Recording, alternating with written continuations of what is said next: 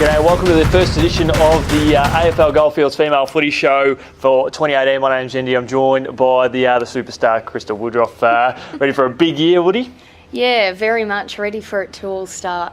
You had a good run in Tassie the other week. Tell us how the girls went. Yeah, it was an awesome adventure for the girls to head over to Tassie and represent the Goldfields against Southern Tassie and one of the schools over there as well. So the girls enjoyed the experience, and I think it was a great opportunity for them to develop not only as footballers but also as leaders of the community. Sensational, and to come away with a few big wins as well against some quality opposition down there in Tassie. You almost sort of played the best of the best down there, and made them look pretty ordinary at times. Yeah, it was actually, we probably played better than what I had anticipated. You know, it helps having a few of the sort of better girls from community football and a couple of Rebels girls and a few top age girls that we sort of brought in as well. So they had played a good display of football, and I think the girls were very impressed with how they went.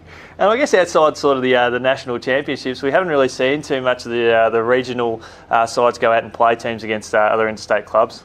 Yeah, I think it's really important for the growth of football to have these sorts of programs that allows them to go out and about and play against other teams, whether it be in Victoria or out interstate.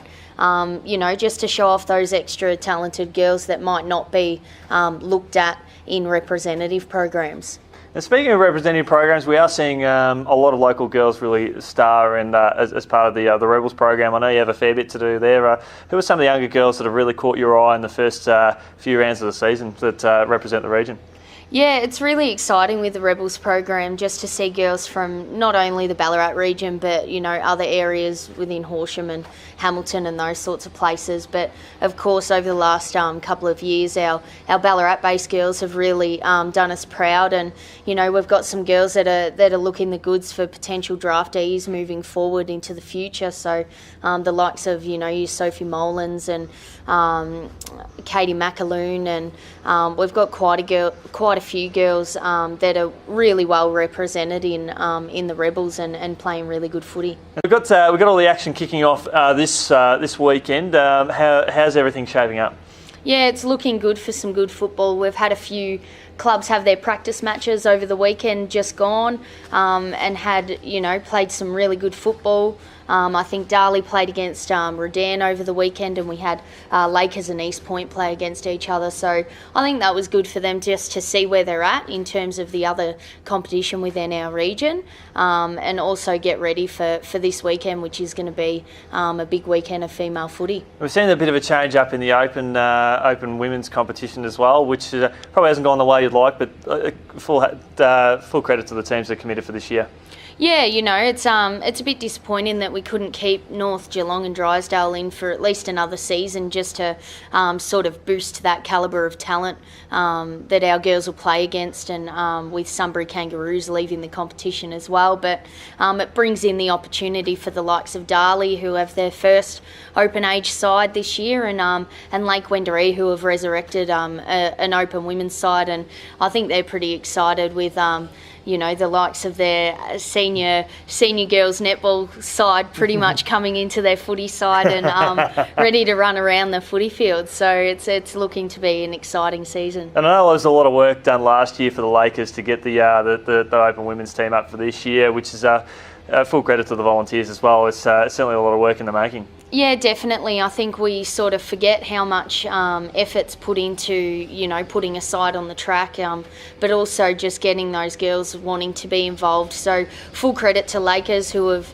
you know, with the help of Robin, who's their female football manager, to get the side on, but also to make sure that their juniors are really well equipped to progress that and keep developing moving forward.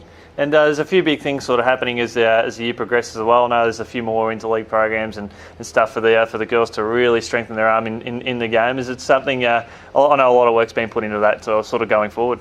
Yeah, it's really important for us to create those programs that give girls the opportunity, you know, to develop their football skills, but also hopefully be in sights of, you know, the VFL and AFLW people that are going to come and have a look and potentially draft them moving forward. So it's pretty exciting. We've got a few girls that are playing VFL this year with I think Amy McDonald and Megan Fogus from Rodan. They're at the Geelong Footy Club at the moment, and then we've got Jamila Cranny, who came up from under-18s at North Ballarat.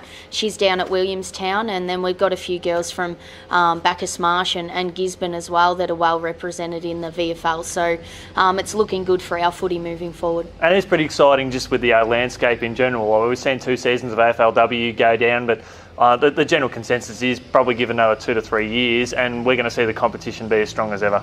Yeah, most definitely. And with the introduction of Geelong and North Melbourne, it just brings more opportunities for girls to potentially get drafted. And, you know, it gives our girls an opportunity to push hard and know that the potential of them becoming an AFL player is actually in their sights. And lastly as well, I guess speaking of Geelong, we had Paul Hood come down to run be a special guest speaker at one of the coaching sessions you had in the off-season as well. So to have the opportunities where essentially he's an AFL coach coming down and talking with some of the local coaches down here, that's really big for the community, and there's more opportunities like that will no doubt come down the line. Yeah, definitely. It's really important for us to make sure that we're not only educating our footballers on how to play football, but our coaches on how to make our footballers the best that they can be within community. So having the likes of Paul Hood come down, you know, he's an amazing person and an amazing coach as well, getting the VFLW Coaches Award last year. So, you know, it's really good for our football to see that other VFL, AFL, W coaches want to come down and develop our coaching staff. Fantastic. There's lots of excitement going on at AFL Goldfields Female Footy. Woody, thanks so much for joining us. We look forward to catching up with you very soon. My pleasure.